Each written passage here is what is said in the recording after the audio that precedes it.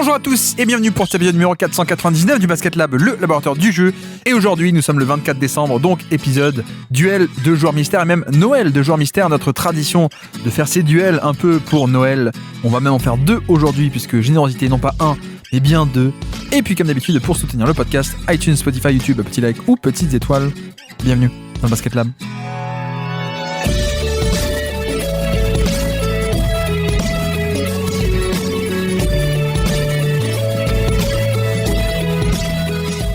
Duel de joueurs mystères, ou peut-être même on peut dire Noël de joueurs mystères, puisque oui, nous sommes le 24 décembre, et c'est vrai qu'on a un peu cette tradition de...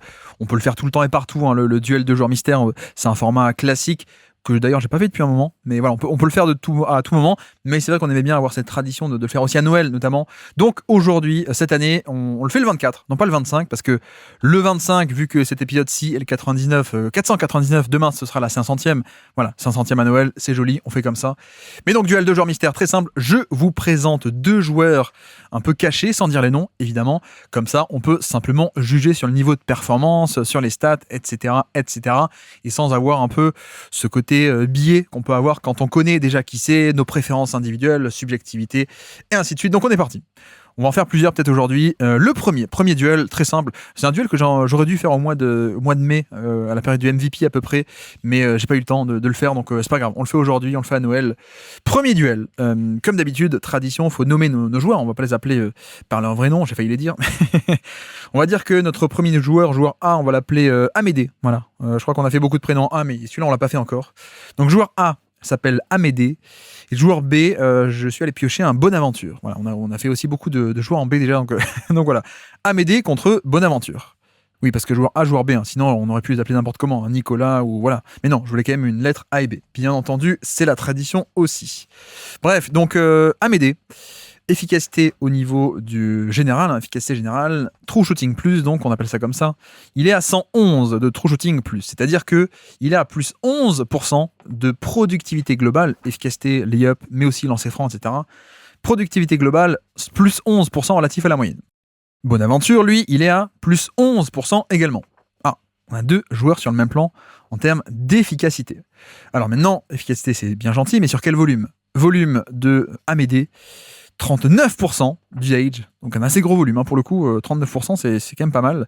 Et de l'autre côté, l'efficacité de Bonaventure se fait sur 37% quasiment, 37. Donc on a un vrai duel de finalement 2 énormes volumes de jeu, en plus très efficaces, hein, plus 11% pour les 2, et même si Amédée a un chouïa un peu de volume, mais c'est quand même assez négligeable. À 3 points, partons là-dessus, 35% pour Amédée, 35. Bonaventure est à 37. Donc un chouïa au-dessus, mais c'est pas non plus des tonnes. Cela dit, on recoupe directement avec à quel point les 3 points étaient assistés ou pas, pour le coup. Notamment Amédée, 32% de ces 3 points étaient assistés, donc très peu, 32% à peine. Et en fait, c'est pareil pour Bonaventure. Bonaventure aussi, on est à 35% de paniers assistés. Ça veut dire que 35% de ces 3 points sont survenus et sont consécutifs à une passe décisive. Donc ça veut dire que tout le reste, hein, quasiment 70%, c'est du non-assisté. Voilà, donc grosso modo, vous avez compris qu'on a affaire à 2 créateurs, a priori. À la fois gros volume et à la fois des 3 points non assistés. Ça ressemble quand même à des pull-ups.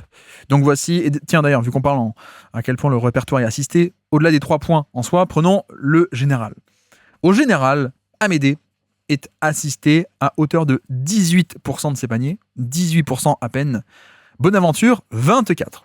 C'est-à-dire que Amédée est tout aussi efficace que Bonaventure, mais avec un répertoire un peu plus gros, et en plus en étant moins assisté. Ce qu'il faut aussi comprendre, hein, c'est un peu la supposition que je fais, c'est que, enfin l'implication pendant que je fais, c'est que forcément quand tu as plus de paniers assistés, c'est paniers créés par autrui, plus facile. Voilà, c'est un peu l'idée. Donc forcément, 18% assistés pour Amédée contre 24% pour Bonaventure. Et tiens d'ailleurs, vu qu'on a fait au général et au panier, donc Amédée moins assisté en général, moins assisté au panier, aux 3 points. Et au panier alors, au panier, 11% des paniers de Amédée étaient assistés au niveau de l'arceau. 11% à peine contre 30%, à 29% pour Bonaventure. Là, il y a aussi un écart assez notable. Donc, grosso modo, Bonaventure a plus de cuts ou de paniers créés par autrui, on va dire, au cercle. Donc, c'est vrai que ça peut aider aussi. Mais on a dit, ils ont le même niveau d'efficacité les deux, hein. On est d'accord. Très bien. Tiens, on parlait un peu de 3 points. Catch and shoot. Catch and shoot par match. Amédée, 2,4. Ok. Et Bonaventure, un seul. Donc Bonaventure, moins de catch and shoot par match. Et au niveau de l'efficacité, 40% pour Amédée, donc c'est très bon pour les catch and shoot, et 46% pour Bonaventure, même si c'est sur un volume plus petit, on l'a dit. Mais voilà, puis un par match sur une saison de 82 matchs. Voilà, l'échantillon est pas top, mais voilà, ok. Donc plus de catch and shoot côté Amédée, mais finalement aussi plus de pull-up à 3 points, puisque 6,6 pull-up à 3 points pour Amédée, 6,6, et Bonaventure, il en prend 4,7. Tout de même un gros total pour le coup, mais c'est juste qu'Amédée en prend plus de tirs compliqués, on a bien compris. Amédée 34% sur les pull-up à 3 points, ça va, c'est à peu près la moyenne, 35, 36 pour les... pour les pull-ups même, on est plutôt bonne moyenne pour 34%, parce que les pull-ups sont plus compliqués, donc la moyenne des 3 points en général c'est autour des 36, la moyenne des pull-ups c'est 34, et pareil pour Bonaventure qui était aussi à 35%. Voilà, 35% sur les pull-ups à 3 points. Ok. Le drive à présent. Le drive. On a quelqu'un qui est à 1,19 points par tir tenté en fin de drive. Ça, c'est Amédée. 1,19. Et Bonaventure, 1,30. 1,30. Sauf que, c'est là qu'on introduit le petit twist. Et c'est pour ça que j'ai parlé en true shooting plus, parce que les plus, c'est relatif à la moyenne de l'époque. En fait, on a deux joueurs qui ne jouent pas dans la même saison. Je commence un peu à spoiler. On n'a pas à faire un duel de la même saison. Et donc, en fait, Amédée, avec son chiffre de 1,19 points générés sur drive, à la fois les lancers francs, les lay-ups, les flotteurs, etc., c'est plus 13% relatif à la moyenne, plus 13, alors que Bonaventure, c'est plus 14%. Donc, on a globalement deux joueurs qui, en termes de drive, le font à un niveau d'efficacité, de surefficacité qui est équivalent. Plus 13, plus 14. Et encore, c'est parce que j'ai arrondi, mais bref, on s'en fiche. Dans le drive, au passage, en termes de lancer franc, prenons le taux de lancer franc ajusté à la moyenne. Donc là encore, le free throw rate, pour l'accent, joli, le taux de lancer franc, mais plus, les stats en plus, c'est ajusté à la moyenne. On a Amédée 212, donc la moyenne étant par définition fixée à 100, ça veut dire que 212, il est 112% au-dessus du score moyen de NBA. Ok. Bonaventure, 166. 166. Donc Amédée, beaucoup plus de lancers francs pour Amédée que pour Bonaventure. Isolation, 6,6 pour Amédée, 7 pour Bonaventure. Là encore, très similaire. La différence se fait sur l'efficacité des 1 contre 1, puisque Amédée, 76e centile, donc mieux que 76% de tous les joueurs NBA sur isolation, donc mieux que les 3/4 de la NBA. Notre ami Bonaventure, il en prend le même volume d'isolation de 1 contre 1, 89e centile, donc mieux que 90% des joueurs NBA. Donc un peu meilleur tout de même. Pick and roll, 12 par match pour Amédée, 12, 9,6 pour Bonaventure. Donc Amédée en prend quand même un peu plus des pick and roll, et les deux sont 93e et 94e centile en termes de productivité sur des tirs sur pick and roll.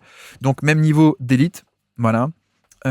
Tiens, une fois qu'on a fait un peu le scoring, passons à présent au passing, le fameux ratio de playmaking. En tout cas, ce que moi j'appelle le ratio de playmaking, dans les faits, c'est le assist percentage divisé par le usage percentage. Parce que c'est un peu un moyen de contourner la faiblesse de l'assist percentage, il ne faut jamais l'utiliser parce que ça dépend trop de qui est sur le terrain, c'est une part du gâteau, l'assist percentage, donc c'est pas bien. Donc on recoupe avec l'usage, c'est mieux, et la stat est intéressante. Grosso modo, c'est à quel point, avec ton nombre de ballons, tu penches vers scoring plutôt que passing. Voilà, c'est un peu l'idée. Donc Amédée, qui a un énorme volume, est à 1,28 de ratio, je vais expliquer, et Bonaventure 0,82. Autrement dit, par rapport à son nombre de ballons, Amédée fait beaucoup plus de passes. Son jeu penche quand même beaucoup plus vers le passing que Bonaventure, qui lui en fait moins. Joueur B, Bonaventure, il fait moins de passes. C'est plutôt typé scoreur. Et pour dire, on maîtrise pas ces chiffres tous les jours, l'échelle, on la connaît pas forcément. Grosso modo, ratio de 1, de pile 1, c'est bon équilibre entre passe et score, on va dire. 1,28, c'est un bon passeur assez productif, qui est plutôt bien tourné vers la passe. 0,82, on est quand même plutôt sur un scoreur. Un scoreur pas trou noir non plus, mais un scoreur. Voilà. En termes de perte de balle à présent, Amédée, qui fait beaucoup de passes, il a 17% de turnover percentage, c'est mauvais. 17%, il y a beaucoup de perte de balle. Alors que notre ami Bonaventure, il a 8% à peine. Après, comment est-ce qu'on pondère le fait que il fait aussi moins de turnover, mais parce que il fait aussi beaucoup moins de passes. Donc forcément, ça joue. J'ai parlé des turnovers. Passons, je peux vous donner au passage les stats bruts, ce sera peut-être mieux si vous voulez. En stats bruts, c'est vrai que les deux ont un temps de jeu équivalent. On peut parler en stats bruts. 5,7 turnovers pour Amédée. 5,7, c'est énorme. Alors que, en effet, Bonaventure est à 2,4 turnover. Voilà, donc c'est quand même très peu pour un joueur de ce volume. Ok. Par contre, là où Bonaventure, le joueur B, a l'avantage de la propreté, il ne l'a pas en termes de création collective, bien entendu, puisque on a Amédée qui a 11,2 assists par match, 11,2, là où Bonaventure est à 6. Donc on est du simple au double. Et plus encore, au-delà des assists, prenons les assists potentiels aussi, c'est intéressant. Donc pas forcément les fois où le tir est... Par exemple, le tir peut ressortir parce que le coéquipier ne met pas le tir, mais l'assist est quand même créé dans l'esprit. 22 assists potentiels pour Amédée, qui est premier de son année d'ailleurs, meilleur total de son année. 22 assists potentiels, alors que Bonaventure, à peine 12 assists potentiels. Ok. Bon, maintenant, dernière stat peut-être qui peut être intéressante. À quel point est-ce que finalement, quelle que soit la manière, à quel point est-ce que le joueur aide à porter l'attaque? Notamment, donc c'est là où on va chercher les on-off. C'est imparfait, c'est pas génial. Les on-off, il faut jamais y toucher, sauf dans quelques cas.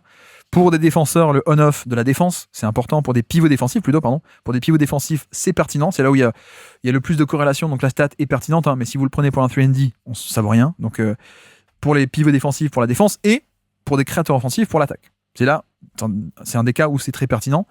Donc, ne prenons pas le général, parce que le net rating ou le on-off général, ça va aussi impliquer la défense. Et comme on a dit, l'influence de porteurs de balles sur la défense, il est quand même assez limité. Même, en fait, ça dépend pas d'eux. Donc, le chiffre de la défense viendrait perturber, il serait pas significatif. Donc, prenons seulement le on-off offensif. Finalement, c'est un peu ce qui nous intéresse. Et après, je vous dirai comment est-ce qu'ils sont en défense. Mais en attaque, donc, Amédée, il aide son attaque on-off à hauteur de plus 9,7 points par 100 possessions d'écart quand il est sur le terrain ou quand il ne l'est pas. Score de ultra giga élite, plus 9,7. Alors que Bonaventure, plus 9,1. Donc en fait, aussi un score d'élite. Pour le coup, aussi un score d'élite, mais on est quand même un peu en dessous. Voilà, c'est pas un écart énorme, mais tout de même. Et puis, pour parfaire aussi peut-être le côté défense, bon, il n'y a pas de stats intéressantes en défense, surtout pas pour ce poste. Quoique, tiens, j'aurais pu aller chercher les pourcentages de steal. Je peux le faire directement en direct si vous me donnez le temps. Mais grosso modo, Amédée n'est pas considéré comme un super défenseur, pour le coup. Alors que sans doute que notre ami Bonaventure est plutôt autour de la moyenne. Voilà, moyenne avec parfois des trucs un peu plus positifs. Amédée, c'est plutôt moyenne, mais peut-être un peu mauvaise, on va dire, globalement. Voilà un peu pour le niveau général. Comme dit, j'ai pas de stats intéressantes pour la défense, ça n'existe pas trop pour des extérieurs. Mais par contre, au niveau j'y suis, des interceptions, donc le style, pourcentage de style chez notre ami Amédée, nous sommes à 0,6% de bloc et 1,8% de style. Donc ça, c'est quand même bien. Et de l'autre côté, Bonaventure, en termes de bloc, on est aussi à 1,2. Donc en termes de bloc, ok. Et en termes de style, 1,9. Voilà, 1,8 style percentage de Amédée, 1,9 pour Bonaventure. Donc voilà, il n'y a pas non plus... Enfin, c'est les mêmes scores. C'est le même score à peu près de création d'interception. Donc voilà. Et puis, tiens, est-ce qu'on ne pourrait pas parfaire aussi, juste pour le plaisir, juste à la fin? Vous voyez que le duel est quand même assez serré. Je vais quand même le résumer, vous inquiétez pas. Beaucoup de chiffres balancés. Il faut être un peu concentré, mais vous allez voir, je vais quand même résumer. Mais... tout de même, l'autre stat, c'est les performances en playoff peut-être de cette saison-là. Après, on parlera de plus, mais cette saison-là, on a Amédée qui est à plus 5% relatif à la moyenne durant les playoffs. Donc, il part de plus 11 en régulière et ça va à plus 5. Donc, ça descend un peu, mais ça se maintient un peu tout de même. De l'autre côté, notre ami Bonaventure, également plus 11 en régulière. Et sur sa campagne de playoff de cette saison-là, il est à plus 0. Il est pile à 100 de true shooting plus en playoff. Donc voilà aussi pour parfaire un peu le profil. Donc je résume. 2 énormes volumes, même si Amédée un peu plus. 2 efficacités géniales sur des gros volumes. Pareil. En termes de 3 points, un chouïa devant Bonaventure. En termes de registre global, Amédée beaucoup moins assisté. Enfin, beaucoup moins. Quand même nettement moins assisté que Bonaventure, qui a tout de même plus de paniers assistés par autrui, donc de tirs un peu plus faciles. Notre ami Amédée, plus de pull-up, plus de catch and shoot aussi. Le drive, c'est pareil, équivalent. En termes de à quel point tu es efficace dans le contexte de jeu, parce qu'en termes de stats brut, c'est pas significatif vu l'évolution du jeu. Lancer franc relatif à la moyenne, pareil, avantage Amédée pour le coup. Isolation, les deux énormes volumes, mais Bonaventure est plus efficace, 90e centile plutôt que donc mieux que 9 joueurs sur 10, alors que Amédée c'est plutôt mieux que les 3 quarts à peine de la NBA, enfin c'est déjà très bien, mais voilà. Pick and roll, les 2 gros volumes et les 2 élites sur pick and roll, voilà. Et puis passing, on a Amédée qui est beaucoup plus passeur, avec plus de pertes de balles, c'est vrai, mais beaucoup plus passeur et création pour autrui, et puis un impact aussi offensif qui du coup est un peu devant. Voilà, quasiment plus 10 de on-off offensif, là où Bonaventure est à plus 9. Et puis, stade de playoff aussi, intéressant. Mais en effet, l'efficacité se maintient beaucoup plus pour Amédée que pour Bonaventure en playoff. Donc, la question c'est, qui préférez-vous ? Et oui, c'est ça un peu le duel de joueurs mystère. C'est maintenant qu'on a fait tout ça, lequel préférez-vous ? Est-ce que vous préférez le mec qui a un peu moins de volume, un peu plus assisté, mais un peu plus efficace dans 2-3 endroits, et encore non, même pas trop, mais qui fait moins de pertes de balles, ou l'autre profil qui, mine de rien, fait un peu plus de passes. En plus de son scoring de monstrueux, il faut aussi plus de passes, plus collectif, et avec un peu de déchets, mais tout de même plus moteur de jeu, et ça se voit aussi dans le résultat. En termes de... Il porte un peu plus, un chouïa plus l'attaque collectivement, et en plus, son efficacité en playoff se maintient un peu plus. Donc, lequel préférez-vous ? Amédée ou bien Bonaventure ? Et donc, c'est là l'heure de la grande révélation, comme à chaque fois. Notre joueur A, Amédée, se nomme James Harden, 2017. Et notre joueur B, Bonaventure, c'est Shai Gilgeous-Alexander, 2025.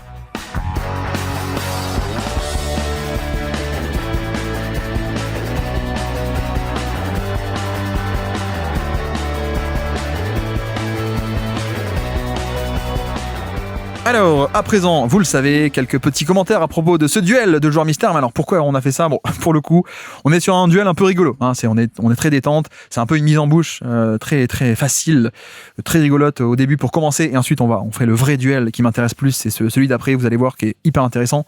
Mais voilà, c'est juste pour rigoler. Mais je trouve ça un peu marrant, déjà parce que je suis un peu provocateur. Non, j'aime bien rigoler. C'est vrai que je voulais un peu faire ce truc par rapport à 2 courses de MVP qui étaient rigolotes entre donc Harden et Westbrook à l'époque en 2017, et de l'autre côté SGA et Jokic de l'an passé. Alors pour le coup, j'avoue qu'en 2017 j'étais très con, j'étais très waouh, c'est hyper important le MVP, j'étais sur le front, j'étais au front pour défendre Harden etc. Bon, c'est vrai qu'en 2025 j'ai un peu grandi, donc je suis un peu moins con, en tout cas où je m'accroche un peu moins, donc voilà, je suis pas ici pour dire Jokic, pardon, oui Jokic méritait le MVP plutôt que SGA, mais c'est vrai que ça, je trouve ça un peu rigolo parce que on a ce côté où je me suis dit est-ce que je ferais une course un peu un duel mystère entre Jokic et SGA. Je voulais le faire, je me suis dit non, ça va être trop cramé quoi. Si je le fais en plus en mai dernier, pile au moment où ça va être décerné le trophée, voilà, on doit venir à 3000 lieues, donc c'est pas rigolo. Et puis de l'autre côté, je me suis dit, est-ce que tiens, ça pourrait être sympa un jour de faire un duel de joueurs mystères, de cette fameuse course MVP qui avait fait couler beaucoup d'encre à l'époque. Oui, il y avait encore beaucoup de stylos à l'époque en 2017. mais je me suis dit, ça pourrait être intéressant. Après, c'est vrai que sur un duel de joueurs mystères, je pense que Harden aurait un peu gagné trop facilement, dans le sens où l'écart d'efficacité est quand même assez énorme pour le coup, et que Westbrook, l'argument c'était aussi l'aspect symbolique des triples-doubles, qui moi personnellement, je pense que ça n'a pas de valeur. En tout cas, moi, j'y accorde très peu de valeur. Mais je peux comprendre que certains, pour une valeur symbolique ou autre, s'accrochaient un peu à ce côté. Mais non, mais c'est quand même inédit, etc. Bon, au passage, il a refait pareil les triples-doubles en 2018. Il n'a pas eu le MVP. Mais donc, voilà. Pour le coup, je pense que quand on enlève un peu cette donnée un peu historique à l'époque de inédit, de waouh, triple-double, c'est vrai que le duel était un peu moins intéressant parce que les deux sont voilà. En plus, Harden c'est pas sa meilleure année, hein. Clairement on est sur l'année où on est avant l'année des switch, avant l'année des isolations où il va être génial en 2018. Je pense que si j'avais fait un peu 2018 contre SGA 2025, je pense que ça aurait été un peu, bon je sais pas, je vais pas m'avancer, mais efficacité même niveau, mais par exemple au niveau de l'isolation c'était la folie furieuse quoi. C'était le meilleur score de l'histoire carrément sur isolation en 2018. Enfin bref, le passing, il y a moins de déchets parce que 17 c'est aussi, donc pardon, un peu de contexte, l'année où on est pick and roll, Mike D'Antoni, la première année, donc l'année Capella, l'année Ryan Anderson, l'année Eric Gordon, et avant l'arrivée de Chris Paul. Donc on est encore sur l'attaque qui fonctionne avec beaucoup de pick and roll, mais c'est vrai qu'il y avait beaucoup de déchets avec Harden. Donc je veux dire, ça tire aussi un peu le profil un peu mystère que je vous ai décrit. C'était un gros moins dans ce profil, je pense que vous êtes d'accord. Ce côté, ouais, mais ok, il fait plus de passes, mais waouh, c'est quand même beaucoup, quasiment 6 turnovers. Et en effet, donc bref, j'ai quand même pris celle-là pour l'aspect de 2017, hein, évidemment. Mais donc je disais, Westbrook et Harden, un peu le même profil à l'époque, c'est-à-dire beaucoup de pertes de balles, mais aussi beaucoup de playmaking. Par contre, c'est vrai qu'il y avait un écart qui était notable en termes d'efficacité en 2017, c'est-à-dire que Westbrook est pile au niveau moyen de NBA, pile au niveau moyen, pile 100 de true shooting plus, donc c'est pas non plus inefficace, hein, c'est juste qu'il était efficace et pas plus. Là où Harden, ben voilà, 111 plus 11%, ça va taper des scores historiques ou pas loin, quoi, je veux dire, en tout cas très très très bon. Comme donc SGA qui en effet a fait une saison historique l'an passé. Donc puisque nos amis, j'aime bien titiller un peu les fans du Thunder, hein. Enfin tous les fans en général, mais j'espère qu'ils me pardonneront, les fans du Thunder. Comme dit, je me suis repenti par rapport à mes véhémences de course MVP, mais en plus ils sont champions, on peut un peu les titiller quand même, hein. Ils sont champions, ils vont être champions facilement cette année. Bon voilà, on les taquine un peu, mais non, mais moi je voulais un peu me servir au contraire du fait que les fans du Thunder, et comme tout le monde a considéré l'an passé que notre ami SG a fait une saison historiquement historique et tout ce qu'on veut, avec toutes les louanges qui sont venues, et à mon avis a raison. Je voulais aussi en profiter pour dire, vous savez, oui, c'est vrai, vous avez raison, et James Harden, par ailleurs, fait aussi ça, quoi. Il a fait aussi ça il y a quelques temps.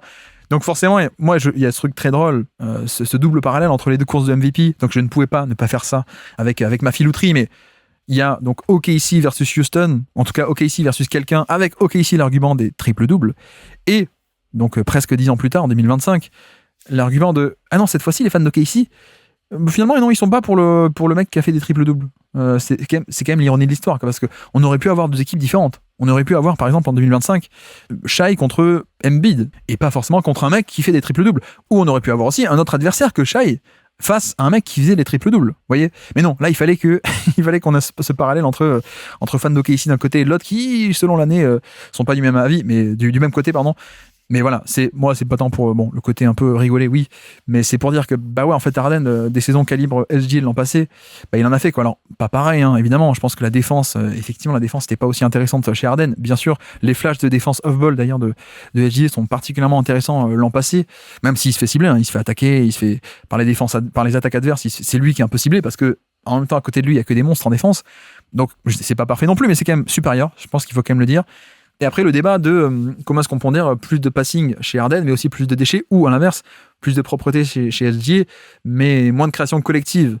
Là-dessus, je pense que c'est aussi pour ça qu'il faut parfois s'en remettre à des chiffres un peu collectifs de on-off ou d'impression plus générale. J'ai pris le on-off parce que si j'avais pris le on-court, donc simplement, non pas la différence avec Essent, mais à quel était le rating, par exemple, quand OKC était sur le terrain, le on-court, on n'aurait pas eu les mêmes valeurs, puisqu'il y a quand même 10 ans d'écart, presque en termes d'époque, donc il aurait fallu recalculer par rapport à la moyenne. Bref, c'était un peu compliqué. Donc le on-off, on voit que au final, ça porte quand même bien l'attaque, hein, aussi, hein, Harden. Et même, le truc qui est assez fou avec Harden, et c'est un peu aussi ce qu'est en train de faire SG, hein, c'est que SG, pour moi, comme dit, hein, il a le MVP l'an passé. Moi, je pense que peut-être Jokic aurait dû l'avoir, ou aurait pu l'avoir plutôt, mais limite, je m'en fiche un peu aujourd'hui. Mais en tout cas, SGA fait une saison de calibre MVP 2025, à n'en pas douter, une des meilleures de l'histoire. Pour moi, il l'est déjà à un niveau MVP en 2024. Pour le coup, c'est juste que il y avait de la compétition. Mais je veux dire, s'il fait la saison 2024 à un autre moment où les circonstances font qu'il n'y a pas Jokic ou il n'y a pas un tel, il aurait pu aussi être élu MVP avec un niveau de 2024, par exemple. Et il est encore en train de faire même mieux, possiblement. On verra en fin d'année, où sont les chiffres, une fois que ça se sera normalisé, face à un calendrier plus compliqué aussi, et pas que facile, et pas que Utah, et pas que Washington. Mais il est parti pour faire exactement pareil. Et même, laissons un peu les stats de côté. Vous voyez bien, les matchs de OKC, on voit bien qu'il y a le même niveau de domination. La fonctionnalité en sortie de dribble, mi-distance, pull-up à 3 points, le drive, c'est toujours le meilleur de NBA avec Doncic, hein, depuis 4-5 ans. Donc oui, SG aussi se dirige vers commencer comme ça à empiler les saisons, hein, plus 10%, plus 11% d'efficacité sur des gros volumes. Et en fait, c'est exactement ce qu'a fait Harden pendant 10 ans, peut-être pas pendant 10 ans, mais vous voyez, par exemple, là, j'ai pris 2017. Pour le coup, on aurait pu prendre à peu près n'importe quelle saison autour. C'est-à-dire que notamment, je ne vais pas remonter très loin, à la base, en plus, il était à OKC, Harden, donc vraiment, l'ironie dans tous ces cas-là, tout ceci est lié, c'est quand même génial, mais non, mais voilà, il y a une saison où collectivement, c'est moins bien, la 2016, parce que Kevin McHale se fait virer très tôt. C'était l'année où Tyler aurait dû être l'ajout parfait, mais finalement, problème d'alcool, donc il joue pas du tout, je crois, Tyler, ou quasiment pas. Donc collectivement, c'est moins bien, hein, Houston, mais lui, il est déjà génial, hein, 2016. On peut prendre 2015 aussi, pareil. 2015, on est plus 13% relatif à la moyenne. 2015, déjà. 2014 aussi, pareil. Houston un peu irrégulier, 2014, hein, c'est avec Dwight Howard.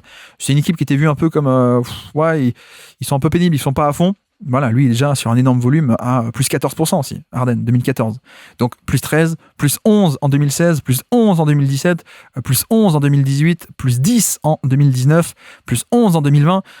voilà, on aurait pu littéralement prendre n'importe quelle saison de Harden. Et je pense que SGA se dirige un peu vers ce type de carrière, en fait, hein, où on est juste sur une méga domination pendant 5, 6, 7 ans, voire même, je me demande si on pourrait pas aller taper plus haut, en fait, avec SGA. Parce que, voilà, vous voyez bien que les pics de Harden, c'est 14-15, quoi. C'est plus 14%, plus 15%, mais entre guillemets, ça s'est arrêté que là. Moi, ce qui me semble intéressant, c'est de voir si SGA peut pas s'inviter dans la catégorie un peu au-dessus, la catégorie un peu autour des plus 18, plus 20, quoi. Tout ce qui est Durant, Curry, LeBron, etc. Ça serait quand même un truc assez dingue. Et je pense que c'est pas mort.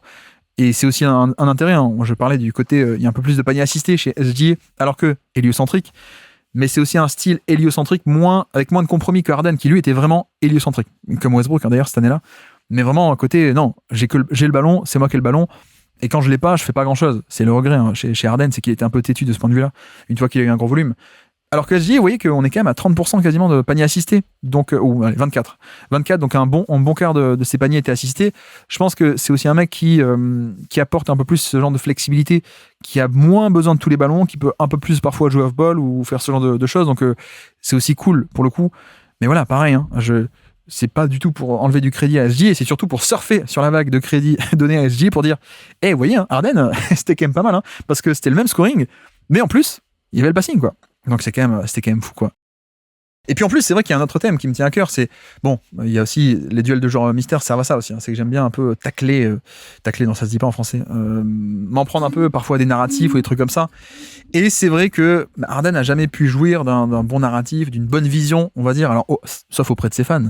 Mais il y a un côté où la saison de SGA a été couronnée de succès et on lui a fait plein de louanges, etc. C'était la folie, on n'a jamais vu ça. Bon, le duel sert aussi à dire que on a quand même un peu vu ça déjà. Alors c'est pas pareil. Et puis effectivement, Harden n'est pas allé au bout. Hein, c'est ça le truc, c'est qu'il n'est pas allé au bout. Par contre, c'est vrai que je trouve que par moment, même cet été, certains analystes que fut un temps j'adorais ou que même très pertinents, hein, qui étaient en mode non mais en fait SGA c'est pas de défaut, quoi. Je trouve que il y a peut-être un peu un suremballement, mais qui est totalement logique, hein, de dire non mais en fait il y a pas de défaut, contrairement à d'autres. Hein. Et typiquement, par exemple, j'ai fait exprès de vous citer les stats un peu de playoff.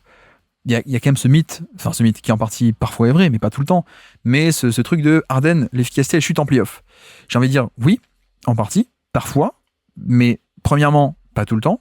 Je vais pas refaire année après année, mais vous pouvez aller le voir sur plein de sites. Finalement, il y a des fois des années ça se maintient, il y a des fois ça augmente, il y a des fois oui ça baisse, mais il n'y a pas que ça baisse automatiquement. Déjà, premièrement, pour combattre un peu certains, mais donc il y a ça. Deuxièmement, même si ça baisse, ça part d'un niveau qui est tellement haut que finalement, il part de plus 11, il arrive à plus 5 en playoff.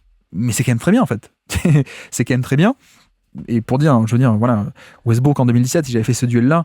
Westbrook, en régulière, pas en playoff, en régulière, il était à plus 0. Il était au niveau de la moyenne. Donc, voilà, il y a aussi ce truc à prendre en compte, c'est que, certes, ça baisse, et certes, c'est pas Curry, mais en fait, c'est Curry l'exception. Ou c'est Jokic l'exception. C'est ce genre de mecs qui sont les anomalies. Et bref, donc, ça baisse, c'est normal. Troisièmement, c'est aussi, comme dit, par rapport au profil.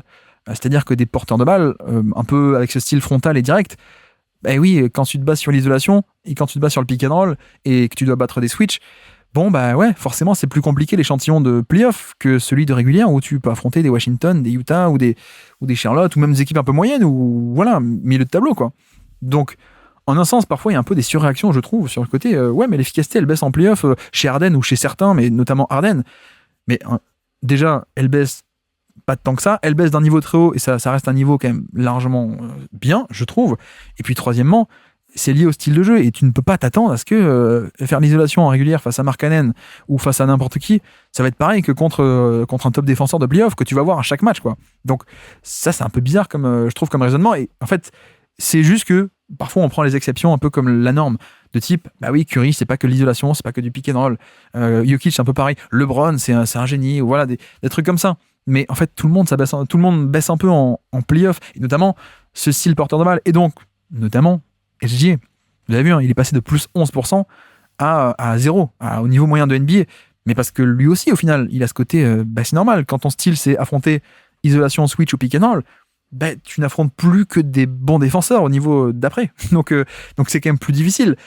Et je veux dire, ça, par exemple, c'est pas un truc qui a été souligné, alors, parce qu'il a gagné, donc c'est pas pour remettre en cause quoi que ce soit, hein, mais pour dire, quand ça gagne, on est un peu sous le tapis où on s'alarme pas de ça. Alors que Harden, il a pas le titre, et d'autres, hein, pas que Harden, et du coup, on rationalise, on va chercher ce qui va pas, et on dit, mais ça baisse en playoff. En fait, oui, mais pas tant que ça, pas autant que certains parfois qui gagnent, hein, pour le coup. Donc, d'ailleurs, je peux prendre en carrière si vous voulez. Harden, en termes de true shooting plus en playoff, donc l'efficacité relative à la moyenne à chaque fois, chaque année en playoff, on la mesure, mais donc en carrière, il est à plus 6. En 16 campagnes de playoff, plus 6% relatif à la moyenne. On peut prendre SG, hein, qui il a fait 4 campagnes de playoff pour l'instant. Il est là encore à pile 100. Il est encore au niveau moyen de NBA. Et c'est pas comme si, oui, mais en fait, il fait les playoffs quand il est jeune, au tout début, avec OKC en 2020 et même les Clippers 2019, ça le fait baisser. Si vous voulez, on prend que les 2 dernières saisons. L'an passé, il a pile 100 de true shooting plus en playoff, donc pile au niveau moyen de NBA. Et pareil en 2025. Mais en fait, c'est pas grave, parce que, comme dit, en fait, c'est le contexte général de playoff où l'efficacité baisse pour tout le monde. Donc, c'est aussi là-dessus où, oui, ce type de profil va être moins efficace qu'en régulière, mais c'est pas grave parce que tu as besoin, face à des défenses totalement verrouillées, d'un mec qui est capable de prendre des possessions et de sauver des matchs. Bon, le problème c'est que Harden, on dit ouais, mais il l'a jamais fait, notamment en 2017, le contre de Ginobili par derrière, effondrement collectif, le mental, bon, mettons ça de côté. Vous voyez bien SGA, il fait pas une campagne donc en termes d'efficacité qui est incroyablissime. Après, il sauve des matchs littéralement à lui tout seul. Parce que ce style de, il n'y a rien qui marche, donner le ballon pour isolation en pick and roll, c'est pas génial pour la régulière, c'est pas génial en général, mais quand il faut sauver un match, et que dans le match t'as mis 2-3 points, comme OKC, le match 3 ou 4, là je sais plus, ça fonctionne. Donc, non mais voilà, c'est un peu pour surfer là-dessus, pour dire, on a parfois un peu des visions différentes selon quelle est un peu la fin, selon quel est un peu le narratif, et en effet, SG, il a gagné le titre, en plus il a été l'acteur majeur de ce titre, donc forcément, pour l'instant, on n'a que du positif à dire. Mais voilà, quand je vois Ben Taylor parfois faire des séries d'été en mode historique, et c'est toujours, je trouve que par exemple SGA a été très valorisé sur un côté, oui non mais profil parfait, rien à dire, alors qu'on va aller pinailler sur parfois du Harden, il est pas efficace, alors que en fait non. Harden est quand même resté plus efficace sur 2017 et pareil, hein, si je vous dis, il a plus 6 en carrière. Plus 6% d'efficacité en carrière. D'ailleurs, on peut le faire, tiens, c'est improvisé, mais on peut le faire. Bon, Curry, voyons l'efficacité de Curry relative à la moyenne en carrière. Curry, il est à 110. Ok, 110. Mais parce que qu'est-ce que je voulais que je vous dise, Curry, c'est Curry, quoi. Curry, en régulière, il a plus 13%. En playoff, il est toujours à plus 10. Bon, ok, mais c'est Curry, en fait. C'est Curry. LeBron, en carrière, il est à true shooting en carrière 108. Et en effet, en playoff, il est à 107. Ok, donc en fait, LeBron aussi, 18 campagnes de playoff contre les 16 de Harden. Il n'y a que deux différences en passage. Mais voilà, LeBron aussi, ça se maintient très bien. Mais prenons d'autres. Par exemple, notre ami Kevin Durant. Tiens, je vais aller ouvrir l'onglet, ça pourrait être intéressant. Durant, en carrière de true shooting plus de régulière, il est à 113. Et ça descend à 109 en effet en playoff. Donc ça baisse un peu, mais ça reste très haut. Mais voilà, comme dit, c'est les anomalies, ça. Pareil, dernière anomalie, si vous voulez. Prenons Jokic, vous allez voir. Enfin, je me souviens plus du score, mais je crois que ça doit être un truc comme ça.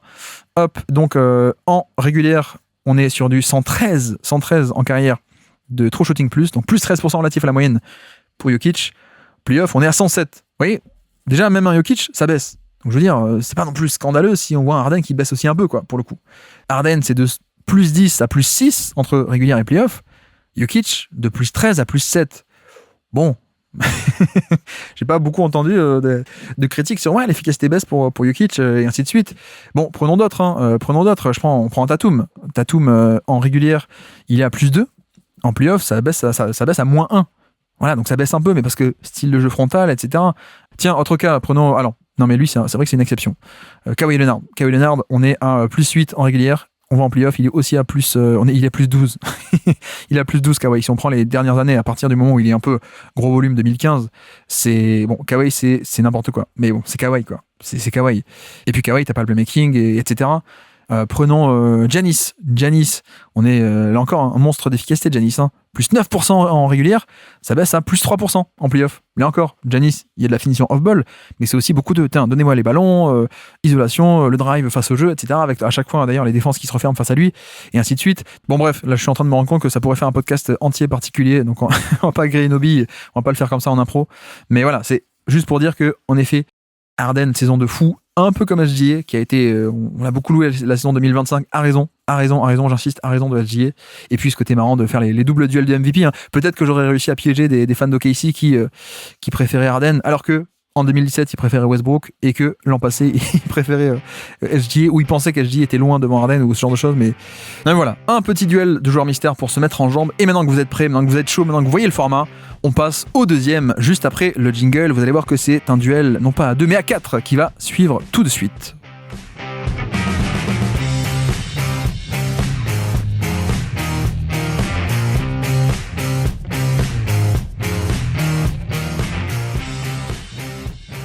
Et donc on est parti puisque c'est Noël, un deuxième duel de joueurs mystères, c'est cadeau, c'est du bonus, et oui, on est comme ça, c'est le 24, on peut se montrer un peu génial pour le coup.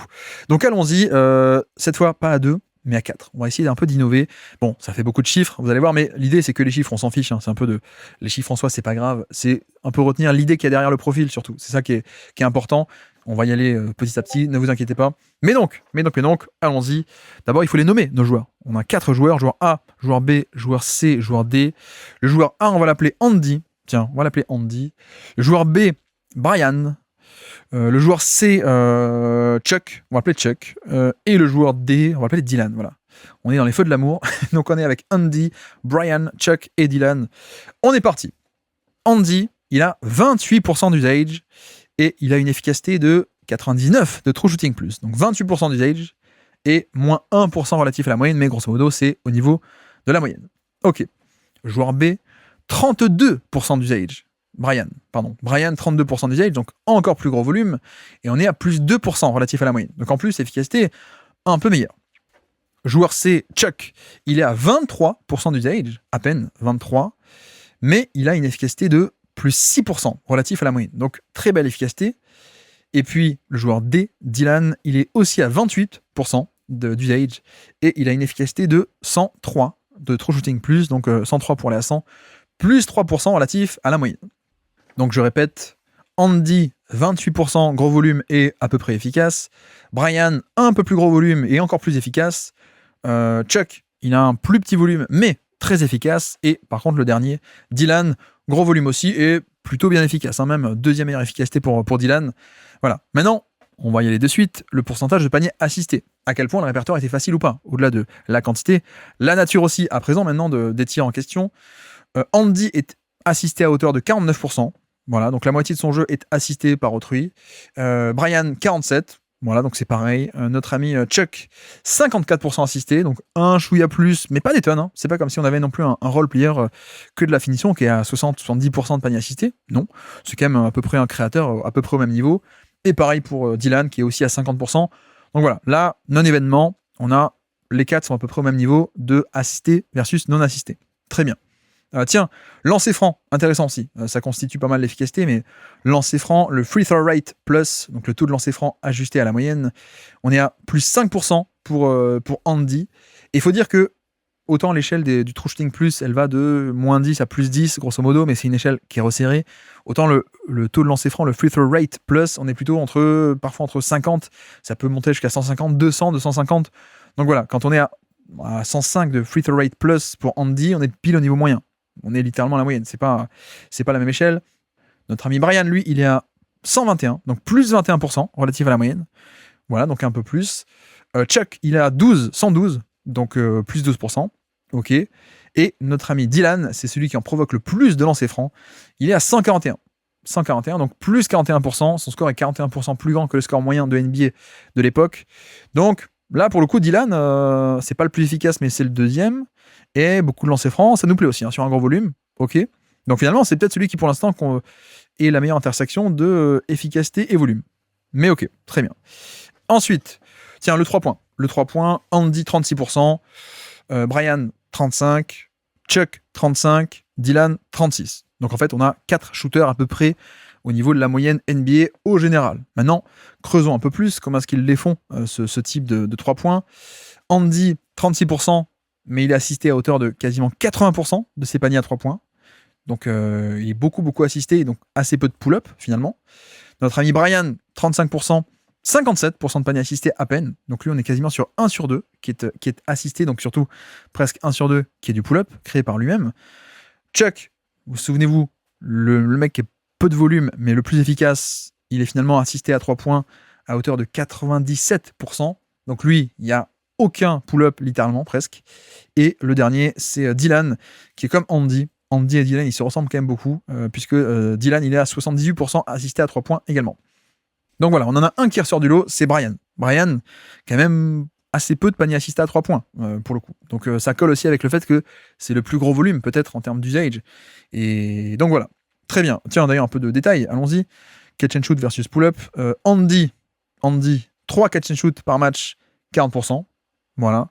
Et 1,7 pull-up par match, mais 30%. Donc Andy, 3 catch and shoot, il les met, mais il est quasiment 2 pull-ups par match, il les met pas. C'est un peu l'idée. Notre ami Brian, qui est très peu assisté à 3 points, en tout cas moins que les autres. 3,2 catch and shoot par match, c'est bien, il les met à 38%, donc ça c'est bien, voilà, c'est un bon shooter de catch and shoot. Mais les pull-ups, 5 par match. 5 par match, donc je vais pas dire le double, mais pas loin du double de pull-up que de catch and shoot, il les met que à 33%. Donc là, on voit que il a quand même au global, il est efficace, il est à plus de 2% relatif à la moyenne, mais il prend quand même beaucoup de pull-up et il est que à 33% sur ses pull-ups. Donc c'est peut-être aussi pour ça que ça le tire vers le bas. On verra plus tard. Chuck, on a dit Chuck, 2,6 catch and shoot par match, et il les met bien, mais 0 pull-up. Voilà, donc lui, il a un volume quand même très faible, pour le coup, très assisté et très faible comme volume à 3 points. Et le dernier, Dylan, 4 catch and shoot, et il les met très bien, 42%, et 2 pull-up par match. Et comme Andy et Dylan, ils se ressemblent beaucoup, puisque il les met à 24%. Voilà. Andy, il les mettait à 30%, c'est 2 pull-up par match. Dylan, il les mettait à 24%. Grosso modo, il les tente, mais il les met pas trop, quoi. Alors que notre ami Brian, il tente beaucoup de pull-up, et il les met un peu plus, 33%. C'est pas la folie, mais c'est solide quand même. Voilà, il les met au moins. Il les met. C'est pas génial, c'est pas Curry. Oh, pardon, c'est pas Curry. Mais voilà, très bien. Ensuite, on a fait le shoot, faisons un peu le drive.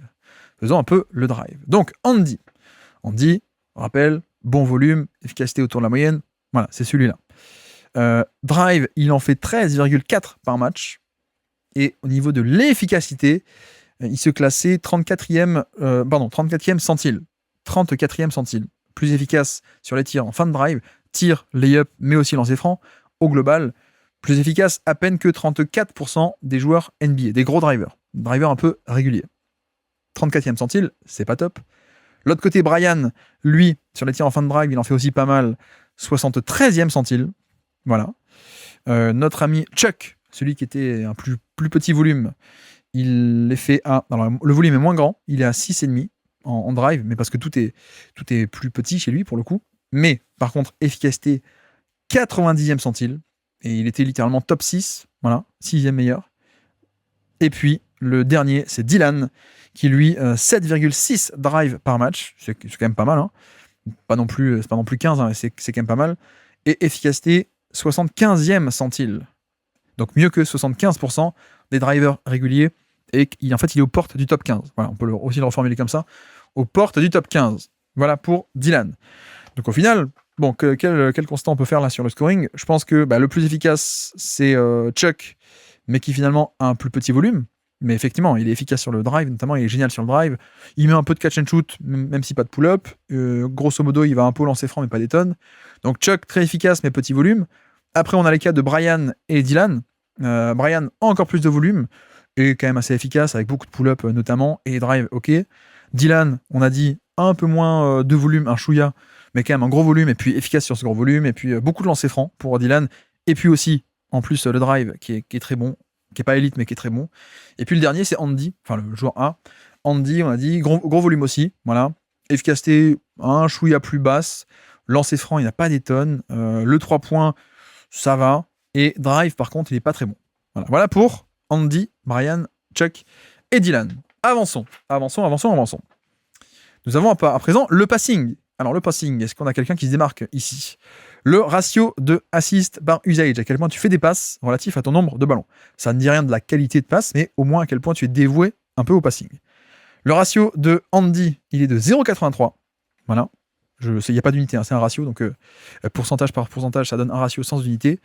Notre ami Brian, énorme volume, il est à 0,64, donc 0,64 plus bas, il fait moins de passes relatif à son nombre de ballons. Notre ami ultra efficace, Chuck, 0,55, donc encore moins passeur, pour le coup. Et Dylan, il est à 0,64. Donc en fait, Dylan, cette fois, en termes de passeur, il est un peu comme Brian. Donc les deux qui étaient un gros volume et bonne efficacité sur un gros volume. Voilà. Mais donc, forcément, le plus passeur, vous avez vu, c'est Andy. Andy, c'est celui qui est le plus dévoué au passing. Enchaînons un peu avec, stat brut, 5,1 assists pour Andy par match. C'est pas mal. Notre ami Brian, qui, relatif à son nombre de ballons, faisait moins de passes, mais comme il a aussi plus de ballons, il est à 4,3 assists. Donc vous voyez que la différence est un peu comblée en brut, mais parce que c'est aussi pour ça que c'est intéressant d'avoir le ratio assists par usage, parce que on voit bien relatif à ton propre jeu. Là, quand on compare un peu deux volumes un peu différents, finalement, Brian, sur les stats brutes, on dirait oui, en fait, il passe tout autant presque, alors qu'en fait, non. Il y a quand même une petite différence. Mais bref, donc Andy, 5 assists par match. Brian, 4,3. Bon, Chuck, évidemment, 2,5 assists. Pas plus, c'est pas énorme. Et Dylan, 3,5 assists. Mais comme dit aussi, c'est là que les ratios sont intéressants. Le ratio de Brian et de Dylan sont les mêmes. C'est juste que Brian a plus de ballons, donc en brut, ça génère plus d'assists au final. 4,3 versus 3,5. Mais donc Andy, pour l'instant, est devant. D'ailleurs, on a fait les assists un peu en brut, mais pareil, assists potentiels. 9,4 assists potentiels pour Andy versus 5 assists réels. Ok. Brian, 8,7 assists potentiels versus 4,3 assists réels. Ok. Bon, Chuck, 5 assists potentiels pour 2,5 réels. Mais surtout, Dylan, 7,8 assists potentiels pour 3,5 réels. Donc lui, il a un nombre d'assists potentiels, donc des bonnes passes qui donnent des tirs, mais le tir n'est pas rentré forcément, ou rentré ou pas rentré, en fait, c'est les deux. Mais en fait, il a plus du double de assists potentiels versus assists réels. Alors que les autres, c'est pas le cas. Les autres, Andy qui fait beaucoup de passes, on a dit 5 réels et 9,4 potentiels, mais donc on est un peu moins du double. Alors que Dylan, on est plus du double. 3,5 réels et 7,8 assists potentiels. Donc en fait, il crée beaucoup de jeux, mais on le voit peut-être moins parce que les tirs des coéquipiers, peut-être, ne rentrent pas autant. Donc, peut-être que en fait, Dylan est quand même assez intéressant, mais qu'il n'a pas des bons coéquipiers. C'est peut-être un peu l'idée. Tiens, d'ailleurs, le passing, il faut le compléter avec les turnovers. Donc, on a dit, le plus dévoué à faire des passes, c'est Andy. Il est à 10% de turnover. Voilà. Brian, un peu moins dévoué aux passes, il est à 11%. Donc, Brian perd plus de ballons alors qu'il fait moins de passes. Bon, Chuck, 9,7, mais parce qu'il fait pas de passes, ok. Mais vous voyez que 9,7, c'est quasiment autant que Andy, qui lui fait beaucoup de passes. Je parle pas en brut, hein, là je parle de ratio. Notre ami Chuck, il perd autant le ballon en fréquence que Andy, alors qu'Andy fait plus de passes, donc prend plus de risques. Ok. Et le dernier, c'est Dylan, 12% de turnover. Voilà, très bien. Donc, en fait, on a quand même ce truc où je pense que le profil scoreur le moins intéressant, c'était Andy. Mais au final, le passing, il en fait plus en termes par rapport à son propre jeu. Et en plus, il perd pas de ballon. Donc il y a quand même cette propreté qui est quand même assez intéressante. L'autre, je pense que Dylan, pas mal aussi. Hein. Dylan, il fait 12% versus 11 ou 10. C'est pas comme s'il était à 15. Et pourtant, pas mal d'assists potentiels, etc. Donc Dylan continue un peu d'être, je pense, intéressant. Même très intéressant, Dylan. Je veux pas orienter, hein, vous prenez qui vous voulez, hein, vous préférez qui vous voulez, mais juste pour dire. Et après, il y a aussi le choix de Chuck, peut-être. Est-ce qu'on peut préférer Chuck parce que ultra efficace, ultra propre, mais il y a moins le bonus il n'y a pas de volume de scoring, et il n'y a pas non plus, peut-être, de passing. Mais quasiment rien en passing. Et donc peut-être à présent, après passing, après scoring, la défense peut-être. Bon, ce que je peux vous dire en termes d'idées générales, les stats défensives à prendre avec des pincettes ou pas toujours parfaites, mais en tout cas, en tant qu'idée générale, je peux vous dire qu'on a affaire à 4 très bons défenseurs, voire même plus que très bons pour les 4. Et c'est aussi l'intérêt, hein. C'est pour ça que le duel était intéressant, à mon avis, c'est qu'on a 4 joueurs de même niveau, enfin en tout cas de joueurs de niveau similaire, en défense, mais en plus un niveau similaire qui est très haut. Donc ça rajoute un peu au côté intéressant, à mon avis. Peut-être que vous avez déjà commencé à deviner qui peut être qui, hein, peut-être, je ne sais pas, vous avez peut-être une idée. Mais donc, quelques stats peut-être qu'on peut évoquer, quelques stats pertinentes. Tiens, les contres, en tout cas les pourcentages de contres. Andy, 1% de pourcentage de contres, 1%. Brian, 0,9. Voilà, à peu près pareil. Notre ami Chuck, 1,3% de block percentage, très bien. Et notre ami Dylan, il est à 0,4 à peine. 0,4% de block percentage pour Dylan. Ok. Niveau interception. Andy, il est à 2,1. Il a passé un peu la barre symbolique des 2% de steal, qui est quand même très très bien. 2,1% de steal pour Andy. Notre ami Brian, il est à 1,2%. Voilà, c'est quand même plus banal. Notre ami Chuck, il est à 3,3% de steal percentage, vraiment élite de chez élite. Énorme playmaker défensif sur les interceptions. Chuck, 3,3. Et Dylan, il est à 2,4. Là encore, il a passé la barre des 2% de steal percentage. C'est beaucoup. Donc voilà, je répète. Andy, 1% de bloc et 2 de steal. Très bien. Brian, 0,9 de bloc et 1,2 de steal. Donc c'est peut-être le profil le plus moyen en termes de playmaking défensif, peut-être. Ensuite, Chuck, 1,3 en bloc, c'est le plus gros pourcentage, et 3,3 en interception, donc énorme. Et le dernier, Dylan, on dirait qu'en termes de contre, il est pas bien, 0,4. Par contre, gros pourcentage de steal, le deuxième meilleur. Bon, cela dit, le problème c'est que le block percentage, c'est pour ça que j'aime pas des masses ça, en tout cas pas tout le temps, mais c'est un peu, il y a un côté un peu part du gâteau. Mais forcément que la part du gâteau, selon si tu es à côté d'une défense d'élite ou pas, elle peut beaucoup changer. Bon, je peux vous dire que ouais, les 4, c'est dans des défenses collectives d'élite. Mais tout de même, tout le monde n'a pas le même profil de défense. Et notamment, c'est vrai que Dylan, qui a 0,4% de block percentage, je peux vous dire qu'il y avait de la sacrée rim protection à côté de lui, et plusieurs, donc il y a un côté où voilà, la part du gâteau elle est plus petite, forcément. En plus, il était parfois amené à défendre dans le périmètre, donc forcément qu'il va être moins souvent au panier, mais ça ne veut pas dire qu'une fois qu'il y est au panier, il n'est pas bon. Pareil pour un peu Andy d'ailleurs, à peine 1% de block percentage pour Andy. Mais donc, stat intéressante, non pas la part du gâteau en un sens, on peut aussi parler de à quel point tu infliges une perte d'efficacité au panier. Quand tu es un défenseur proche du panier, à moins de 6 pieds du panier, à quel point les joueurs shootent bien ou pas bien face à toi. Donc en l'occurrence, Andy, il est à moins 11% de perte d'efficacité infligée au panier. Moins 11. C'est un score de méga, giga, ultra élite. Moins 11. Et vous voyez que à peine 1% de bloc, pourtant il a moins 11 d'affecter les tirs au panier. Face à lui, quand lui était dans la raquette, les joueurs shootaient 11% moins bien que d'habitude. Et encore une fois, c'est un score d'élite.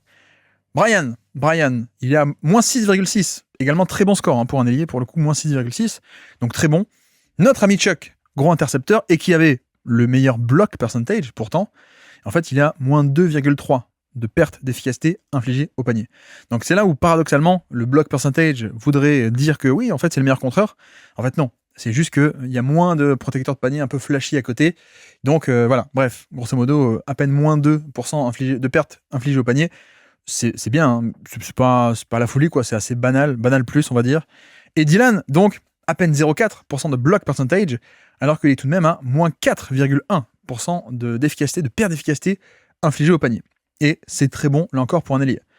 Donc je répète, Andy, moins 11, Brian, moins 6,5, Chuck, moins 2,3, et Dylan, faut pas se fier à son block percentage, moins 4,1. Voilà, c'est quand même assez intéressant, je trouve. Et puis, tiens, on peut s'amuser un peu, pour le coup. Je suis pas hyper fan de ces stats dans le sens où c'est des stats un peu all-in-one. Un peu, c'est une formule mathématique de quelqu'un qui a dit, tiens, on va pondérer tel ou tel élément comme ça, mais c'est très subjectif. Voilà, les stats un peu all-in-one, c'est des modèles. C'est pas des mesures de ce qui se passe sur le terrain, c'est un modèle. C'est un modèle de quelqu'un qui dit, le basket, c'est ça, grosso modo. Donc, c'est pas pareil que quand on mesure précisément. Par exemple, moins 11%, on l'a mesuré pour de vrai. Bref, donc j'aime pas trop ces stats, mais on va quand même un peu pour le fun, et parce qu'il faut pas les prendre au pied de la lettre, mais elles peuvent être intéressantes. Notamment, il y a un truc pour compléter la défense qui s'appelle, notamment, il y a un site qui s'appelle Basketball Index. J'aime bien, je suis pas fan outre mesure, mais j'aime bien parce que voilà, ils ont quelques modèles intéressants, mais il faut pas, encore une fois, faut pas les prendre au pied de la lettre. Mais donc il y a surtout le Defensive LeBron. Il y a le LeBron, en fait, c'est un acronyme pour Luck Adjusted Box Score, ou je sais pas quoi. Enfin bref, c'est un acronyme pour un modèle qui donne un chiffre est censé être la valeur du joueur. Voilà.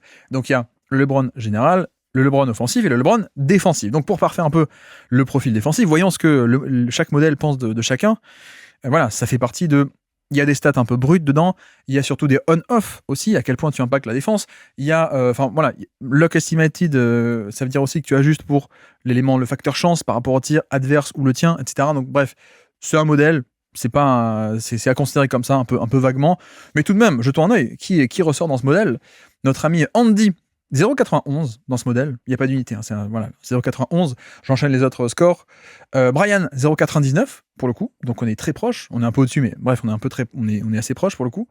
Chuck, 2,53 dans le modèle, et c'est une des top 50, je crois, saisons depuis 10 ans, notre ami Chuck, en termes de défense, Defensive LeBron. Et Defensive LeBron de Dylan, on est à 1,72. Donc, si on classe par on rappelle, Chuck, énorme playmaker pour l'interception. Le contre, c'est le moins impressionnant. Ok. Dylan, c'est interception très fort et protection de panier aussi très fort. Et c'est le deuxième en termes de défense dans le modèle du Defensive LeBron. Ensuite, on a Brian et Andy, un peu les deux pareils, sachant que Andy, énorme protecteur de panier avec moins 11 et tout de même Brian, il est que à moins 6, mais c'est quand même très très bien pour un ailier. Et par contre, Brian, pour le coup, on a un playmaking défensif qui est pas flashy. C'est pas lui qui va générer le plus d'interceptions et de contres pour le coup. Donc voilà un peu pour le classement de ce defensive LeBron. Mais tiens, tant qu'on est un peu là-dedans, qu'est-ce qu'on peut aller s'y regarder? Alors il y a aussi un truc qui s'appelle le win shares, donc les victoires partagées, comme diraient nos amis du Québec.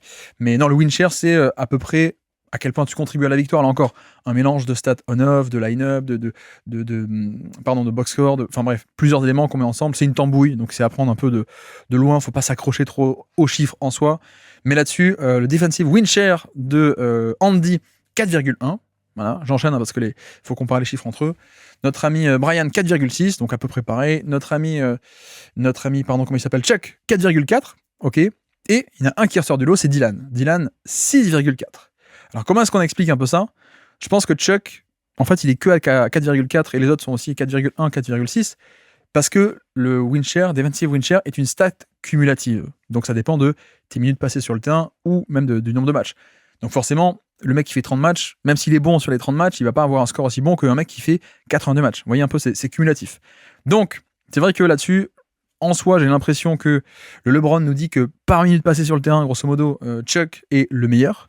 Par contre, comme il joue moins, au final, il produit des défenses, des victoires défensives, on va dire, autant que Brian et que Andy qui sont par minute passée sur le terrain un peu moins bons. Par contre, Dylan, qui nous plaisait quand même pas mal au niveau de l'attaque, souvenez-vous, qui est un peu le mélange parfait d'un peu tout, bah là il est aussi 6,4 de defensive win share. C'est quand même très très bon. Donc, qu'est-ce qu'on peut faire? C'est une stat qui n'est pas disponible sur Basketball Reference, mais qu'on peut calculer. On recoupe par 48 minutes ou par minute passée sur le terrain, c'est pareil, mais grosso modo on essaie de faire un ratio par rapport au temps de jeu. Et là-dessus, c'est vrai que ça confirme un peu, puisque au defensive win share par 48 minutes ou par minute passée sur le terrain, on a Chuck qui effectivement est à 0,104 et Dylan 0,106. C'est les deux meilleurs. Donc Dylan un peu devant, mais il ne faut pas les interpréter au centième près ou au millième près même ici. Donc c'est à peu près pareil. Et puis un deuxième chapeau dans ce modèle des win share par minute passée sur le terrain également 0,09 et 0,08 pour Brian. Ok, c'est à peu près l'idée. Tiens, tournez un peu là-dedans. Les win share, alors la part de victoire offensive qui rafle le lot. Andy 3,7, Brian 5 offensive win share cumulé sur la saison, très bien. Notre ami Chuck 4,2, mine de rien. Voilà, alors qu'il joue un peu moins, mais il est ultra efficace. Souvenez-vous, c'est le plus petit volume, moins efficace. Et puis le dernier, c'est Dylan qui était aussi à 4,4. Donc c'est quand même très solide aussi, Dylan, de ce point de vue-là. Et donc on additionne defensive win share et offensive win share. Et donc on a le win share, les victoires totales, on va dire, cumulées, partagées par ces joueurs. Je peux vous le dire, donc Andy 7. Andy est à 7. On a Brian 9,6, donc c'est lui qui serait le plus valuable dans ce modèle. C'est aussi le mec qui a le plus gros volume, souvenez-vous, plus gros volume.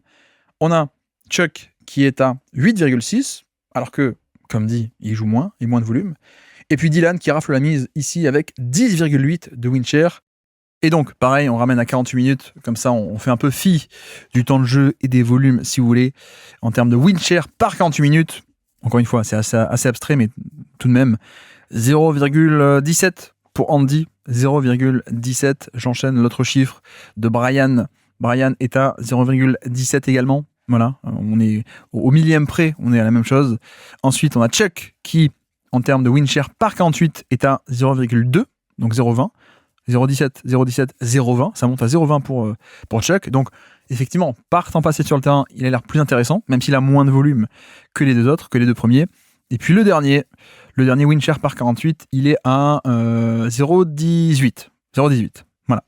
Donc, c'est vrai qu'il y a un truc qui ressort quand même, c'est que Chuck était quand même assez intéressant, même si au global, au brut, on va dire que Dylan est peut-être le plus complet. Gros volume et efficace, le plus efficace des gros volumes, avec également très passeur, pour le coup, avec pas tant que ça de perte de balles. Voilà. Et puis en défense très bon également. Chuck, je rappelle, petit volume, mais encore plus efficace, mais petit volume, avec 0 passing, avec quasiment 0 protection de panier, mais un monstre d'interception, et qui, au global, était peut-être le plus intéressant en valeur sportive, entre guillemets, gros guillemets, par 48 minutes, par minute passée sur le terrain, d'accord. Brian, le plus gros volume, qui est encaissé, avec beaucoup de pull-up à 3 points notamment, aussi drive, mais surtout pull-up à 3 points. Le passing assez équilibré, même si pas des tonnes, mais tout de même.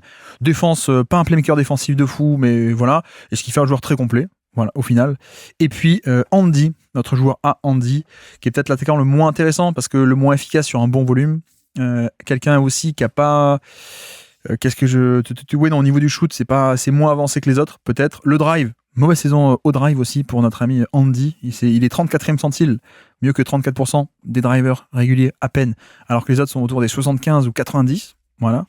Et puis, par contre, c'est vrai que c'est un énorme protecteur de panier, meilleur passeur du lot aussi. Et puis voilà, ça fait quand même un beau tableau. Et donc, à présent, lequel choisissez-vous ? Lequel vous a le plus plu ? Lequel préférez-vous prendre ?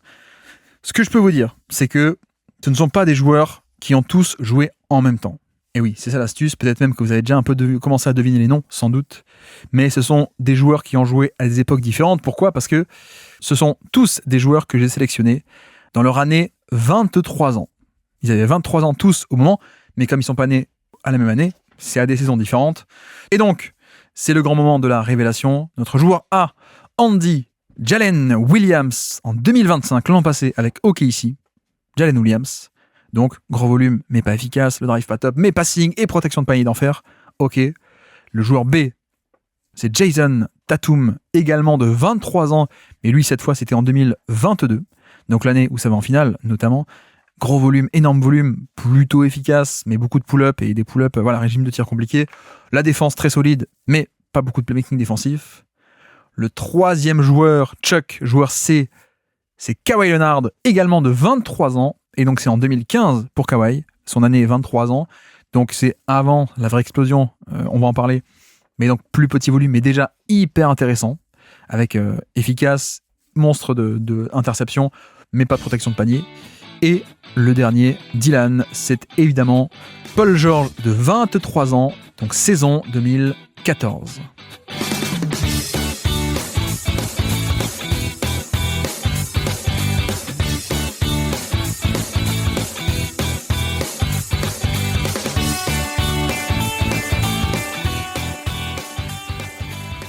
Et donc à présent, quelques commentaires, vous le savez, à propos de ce duel. Bon, déjà, le duel est très fun. Je trouve ça très fun de faire un duel à 4 comme ça. Mais pour expliquer un peu mon raisonnement, l'idée, c'était pas de dire alors un tel est forcément meilleur qu'un tel, etc. Mais c'est plutôt essayer de vous faire un peu une photographie de 4 ailiers qui sont hyper talentueux et qui étaient déjà en train de devenir des stars ou pas loin, mais finalement on prend une photographie pile à 23 ans au même âge, mais chacun n'est pas encore au même stade de développement, c'est un peu l'idée. Donc c'est vrai que le plus ancien, qui je pense est mon préféré, je pense que c'est Paul George. En même temps, j'étais déjà méga ultra giga fan de Paul George et son premier défenseur à l'époque, et pas que pour des raisons subjectives, je pense que vraiment c'est très cool. Mais voilà, Paul George, saison 2014, c'est l'année, vous savez, où il y a les playoffs 2013 où il explose, donc l'année d'avant, mais 2014, il est sur la lancée et c'est le go-to guy affirmé des Pacers qui sont la meilleure équipe de NBA avant que le vestiaire explose, et donc fin de saison catastrophique. Enfin, catastrophique. Oui, assez remué. Roy Hibbert qui fait des 0 points, 0 rebonds, souvenez-vous. Bon, ils vont quand même en finale de conf un peu accrocher Miami. Mais voilà, c'est une saison où il aurait pu, je pense, avoir le titre de MVP avec le narratif dans son sens si Indiana était allé au bout de sa lancée et pas écrasé en plein air en février. Et donc voilà, Paul George, saison MVP. Malheureusement, cet été-là, il va se blesser gravement, donc on le sait. Voilà, c'est ça, 23 ans. Donc Paul George, 23 ans, c'est déjà un candidat MVP pour moi. Pour moi, assez largement. On parlera un peu des nuances, mais voilà. Le deuxième, donc Kawhi Leonard, ensuite, en termes chronologiques, c'est 2015, Kawhi. Donc 2015. Et 2015, on est pile l'année après des finales où il a été MVP des finales, d'accord ? Et on est avant la saison 2016 où il est vraiment le joueur majeur en termes d'attaque, de volume d'une équipe qui malheureusement est un peu sous-cotée parce que elle est occultée, sa gloire est occultée par la gloire des Warriors encore plus fort. Mais voilà, les Spurs 2016, c'est une équipe en plus. Malheureusement, ils se font éliminer par Durant et OKC en demi-finale de conf, alors que les Spurs étaient une locomotive de régulière. Ils auraient peut-être dû gagner cette série, je ne sais pas. Bon, le Thunder était aussi incroyable, et je suis assez content que le Thunder soit passé, parce que la série d'après aussi, patati patata. Mais les Spurs 2016, c'est du très très très sérieux. Mais défense, attaque, et surtout donc, Kawhi est un peu le go-to guy déjà 2016, 16 et 17, c'est un peu son œuvre d'art, on va dire, chez les Spurs. 15, on est un peu entre deux. 2014, c'est MVP des finales, mais c'est vraiment le role-player un peu ramasse-miettes, quoi. Le crash and finish avec parfois un peu d'isolation, un peu pick and roll, mais vraiment pas plus.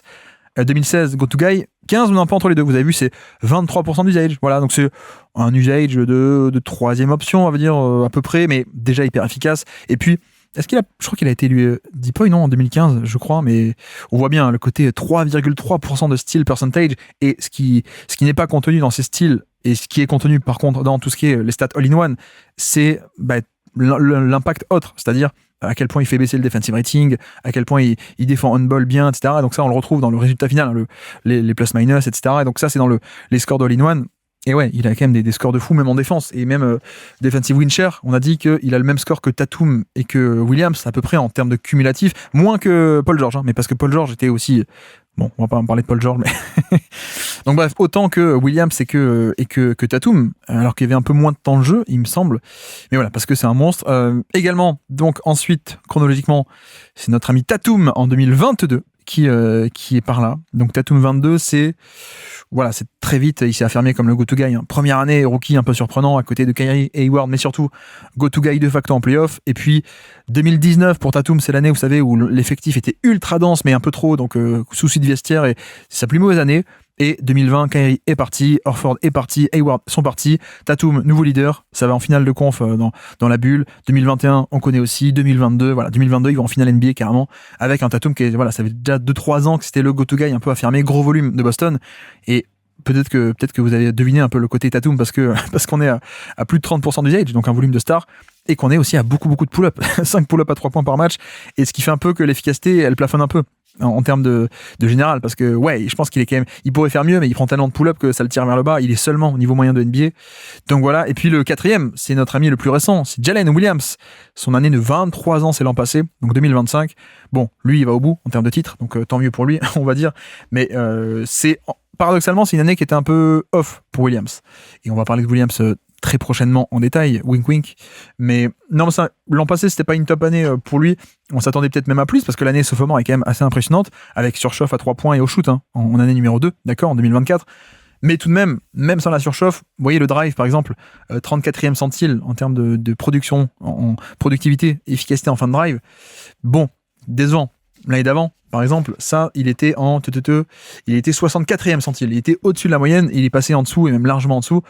Donc voilà, c'est pas de chance, mais j'ai voulu prendre un peu une photographie de tout le monde au même âge, donc je me suis forcé à prendre Williams de l'an passé, qui, même s'il fait une plus mauvaise saison, mais par contre c'est vrai que quand j'ai dit moins 11% de perte d'efficacité infligée au panier, je pense que peut-être certains auront reconnu en effet donc Williams, parce que c'est un des seuls qui est capable de taper de tels chiffres, de pour un ailier, de protéger le panier et faire des chiffres tels un pivot défensif, hein, parce que littéralement il s'était invité l'an passé à la barre des moins 10, c'est la barre d'élite hein, en termes de perte d'efficacité infligée au panier sur protection de panier.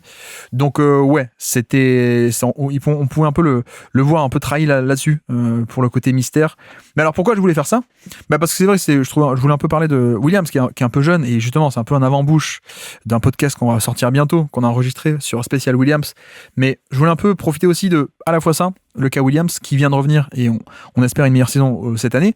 Mais en plus donc on sort d'une série sur les prospects actuellement, et on a traité un peu les trois. Alors pas Williams parce qu'il est jeune, mais on a traité notre série des origines de stars, Paul George, Kawhi Leonard et Tatum. Donc on a fait la photographie de la draft, de au moment la draft. Mais c'est vrai que je trouve ça intéressant de saisir aussi l'occasion de parler aussi de un peu ça, que pas que à la draft, mais un peu au moment où ils commencent un peu à exploser, ou alors ils ont déjà explosé, et on voit que finalement les courbes de progression sont pas totalement les mêmes. Je pense que si on devait classer les défenseurs, c'est quoique non, je pars sur le plus compliqué d'entre elles. Mais non, si on devait classer les attaquants, peut-être Tatum ou Paul George numéro 1. Je pense que je mettrais moi personnellement. Et peut-être Kawhi en 3, même si Kawhi, comme dit, il est très intéressant parmi le passé, mais c'est un petit volume. Donc je pense qu'on peut pas le mettre quand même au-dessus de mecs qui ont plus de ballons, donc plus d'impact hein, sur le terrain, parce que plus de possession, littéralement. Et puis quatrième, je mettrais quand même Williams en termes d'explosion offensive. Donc voilà, je pense que Williams n'a pas encore totalement explosé, mais à 23 ans, il a déjà plus de responsabilités dans l'attaque d'OKC que par exemple un Kawhi, qui à 23 ans, lui, était vraiment un peu au balbutiement de sa période de star, on va dire. C'est l'avant-goût, en fait. C'est même pas... Williams, c'est déjà un peu star, même si pas encore efficace ou pas encore ultra intéressant. Kawhi, il l'était pas encore. Et à l'inverse, Tatum l'était depuis déjà 3 ans. Et à l'inverse encore, Paul George, c'est sa première saison de vrai go-to-guy, on va dire, vrai installé. Donc vous voyez que on prend la photographie de tous à 23 ans, les courbes ne correspondent pas totalement, parce que certains sont restés un peu plus longtemps à la fac, certains mettent plus de temps aussi, certains développent des qualités très tôt, etc. Donc il y a des niveaux différents, mais on en a un depuis longtemps, Tatum, qui était déjà star à 23 ans, un autre qui commençait à peine à l'être, vraie star, Paul George. Un autre qui était déjà un peu star dans le statut, mais pas encore en termes de productivité et ainsi de suite, c'est Williams. Mais encore, on pourrait argumenter qu'il n'était pas si loin non plus. Et puis, Kawhi Leonard qui est encore un peu à la traîne, entre guillemets, traîne en termes de volume. Mais c'est là aussi où on voit que, bon, il n'y a pas de linéarité, il n'y a pas de règle dans la progression. Et je trouvais ça bien aussi de finir un peu par ça. C'est un peu le message de ce duel de joueurs mystères. C'est que, en vérité, on n'a que des cas uniques. Et comme dit aussi, on a fait une série où on a des mecs qui se font drafter à 21 ans, 22 ans, Lillard, et ensuite ça vient quand même une star. Et d'autres fois, on parle aussi parfois de bust, drafté très talentueux à 18 ans ou 19, et en fait, ça bust total. Donc, il y a un peu ce côté où c'est juste des éléments de corrélation de loin, et qu'au final, là, on voit bien, par exemple, que Kawhi Leonard, en fait, il était déjà très bon, mais presque pas encore totalement exploité. Le talent était là, mais il était un peu couvé quoi chez les Spurs. Alors aussi parce que les Spurs 2015 c'est encore très fort en termes de Tony Parker est encore un an plus jeune qu'il sera après forcément, mais donc Parker est encore là. 2015 c'est la fameuse année, vous savez, la série de playoffs contre les Clippers premier tour, la série dantesque. Donc l'effectif est quand même bien rempli. Il n'y a pas besoin que lui en fasse trop en attaque, mais c'est intéressant de voir que en fait dès 2015 il n'avait pas la production à montrer, mais il avait quand même le niveau derrière quoi. En termes de minutes passées sur le terrain, dans les modèles, c'est celui qui ressort le plus intéressant. De l'autre côté, moi j'avoue que Paul George, j'aime bien ce que montre un peu ce truc, parce que Paul George, on voit qu'au niveau du win share, alors c'est que le win share, c'est pas forcément significatif, etc. Mais au niveau win share, on a quelqu'un qui est beaucoup plus impactant en défense qu'en attaque. Et c'est vrai que je pense que c'est un peu le cas de Paul George. C'est le défenseur est sans doute plus intéressant que l'attaquant. Je vais pas dire que l'attaquant est surestimé, parce que personne l'aime, Paul George. Donc, je pense qu'il n'est pas du tout surcoté. Mais j'avoue que, par contre, peut-être qu'il est sous-coté en défense. C'est pas pour dire l'attaque était plus mauvaise que prévu. C'est plus que la défense n'a pas été reconnue à ce point comme géniale. Après, toujours pareil, je parle de modèles comme ça. Il faut toujours faire attention oui, mais tu joues aussi à côté d'un bon contexte, tu joues à côté de bons défenseurs, donc à quel point la stat ou la donnée, le signal statistique est fiable, où il n'est pas un peu pollué, entre guillemets, par la présence d'autres, etc. C'est vrai, mais pour le coup, c'est vrai partout. C'est vrai pour Tatum, c'est vrai pour Boston 2022, c'est vrai pour Williams aussi, pour l'année 2025, l'an passé, évidemment, du Thunder. C'est vrai pour Kawhi aussi, bonne défense des Spurs, etc. Donc, mais vraiment, moi, Paul George, je pense que c'est celui que je ressortirais du lot pour j'ai envie de dire le plus polyvalent.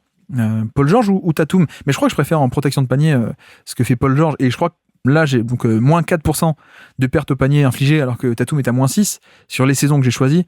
Mais je crois que Paul George va taper des trucs un peu plus haut parfois, et globalement je pense que je préfère un peu la protection de panier de Paul George. Tatum a plus un côté par contre de plus costaud, flexibilité de line-up, prendre des plus gros, etc. Mais je crois que Paul George, protection de panier, ligne de passe de fou aussi, même si bon, il n'a pas les bras de Kawhi, mais tout de même. Et puis surtout, moi, ce que j'adorais, c'est la diversité de profils qu'il pouvait un peu affronter, et même encore aujourd'hui. Mais c'est un côté où, sur des grands, sur des shooters en sortie d'écran, sur des post-up gros, sur des isolations rapides, il peut aller sur tout.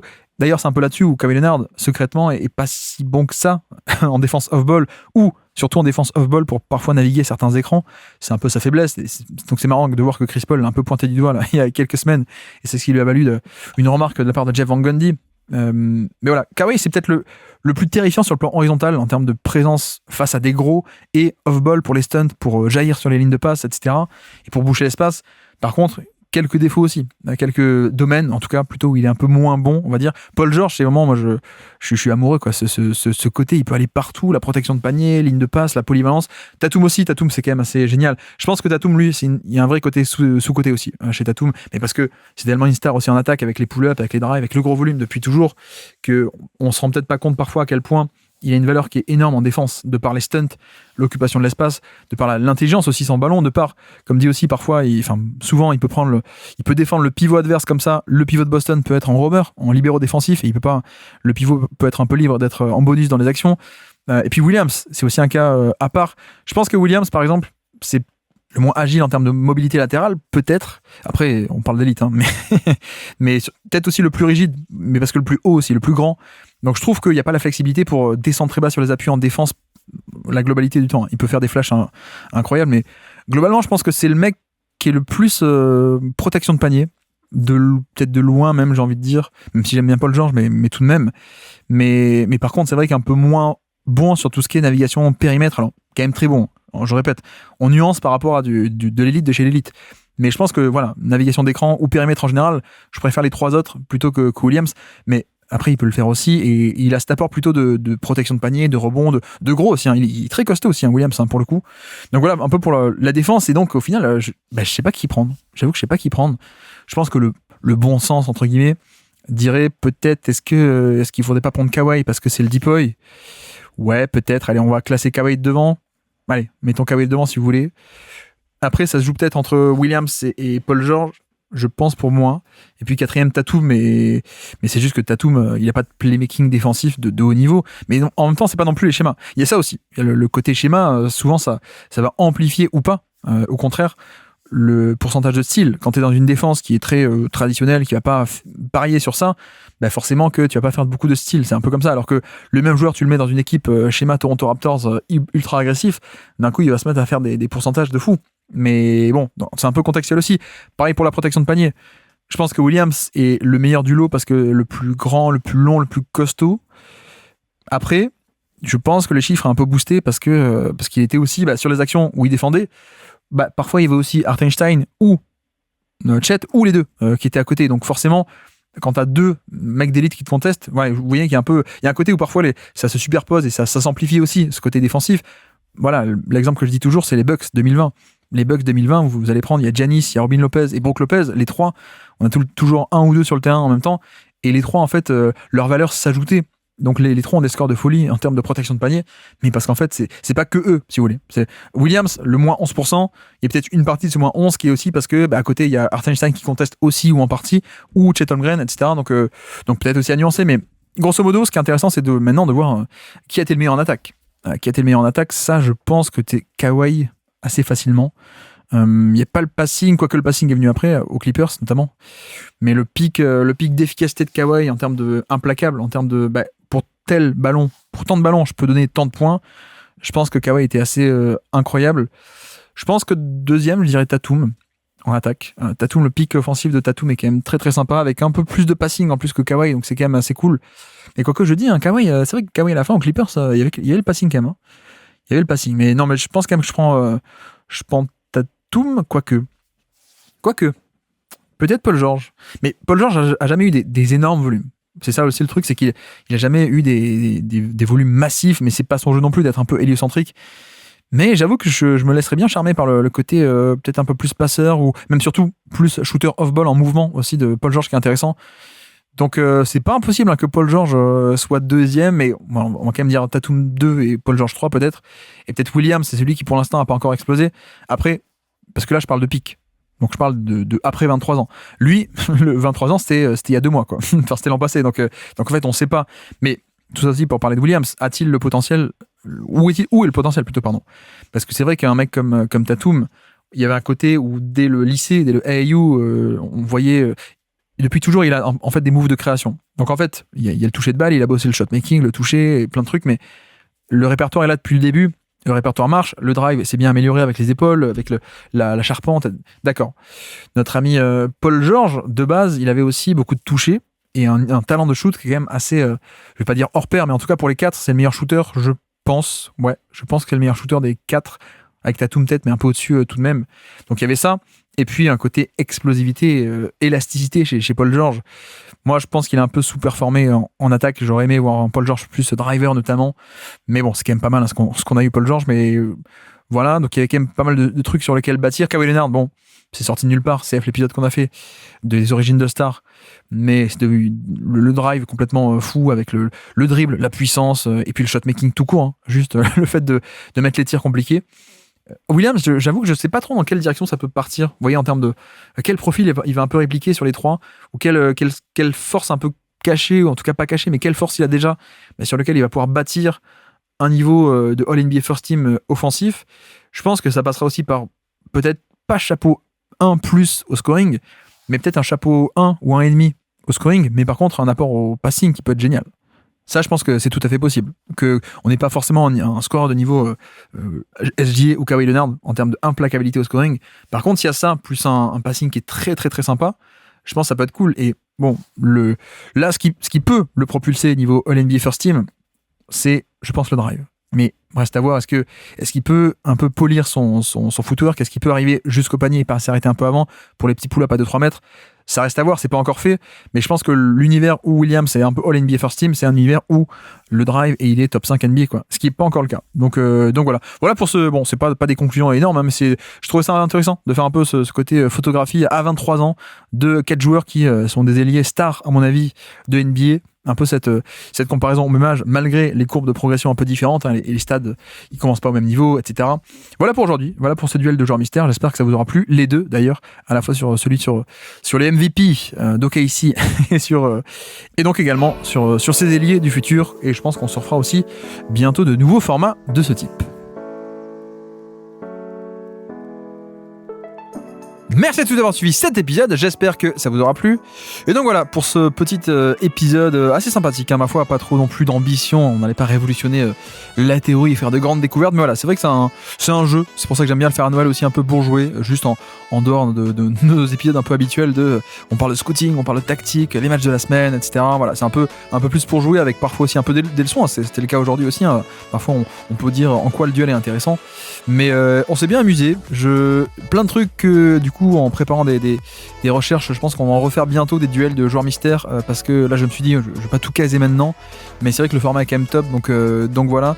Et puis donc c'était le 499 aujourd'hui, et c'est pour ça que d'habitude on le fait le 25, le duel de joueurs mystères, mais ça a été décalé au 24. Pourquoi ? Parce que demain pour le 25, pour que vous puissiez voir les matchs de Noël en présence et en compagnie peut-être d'un podcast dans les oreilles, peut-être, je ne sais pas, ou si vous avez juste marre de la famille ou de la belle famille, ou si vous embêtez, ou si parfois vous êtes seul le 25, je ne sais pas.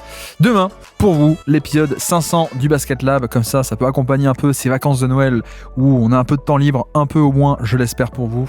Et donc demain, épisode 500 du Basket Lab, ce sera un Pourquoi j'avais tort, évidemment.